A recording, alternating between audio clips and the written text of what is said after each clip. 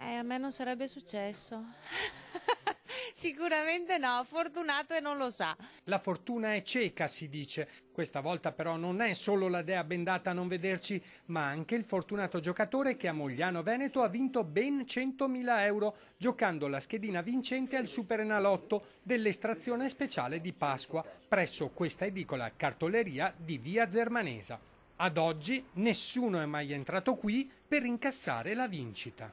C'è un giallo, perché? Che insomma è passato un po' di tempo, può essere che il cliente fortunato abbia o smarrito oppure sia confuso con l'estrazione del 31 marzo, perché l'estrazione era doppia, praticamente c'era l'estrazione per i 120 milioni in palio e in più ce n'era un'altra di 100 premi da 100.000 euro per Pasqua praticamente. Probabilmente guardando solo per l'estrazione quella di numeri sopra non ha guardato i codici in basso e magari può averla cestinata. Per questa attività, aperta ormai da 8 anni, si tratta della vincita più elevata di sempre, una cifra importante che farebbe comodo a tanti.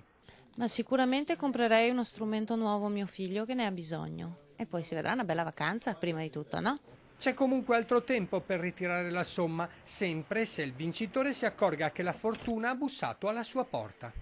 Sì, il vincitore ha ancora tempo perché dalla data di scadenza ci sono 90 giorni per riscuotere il premio.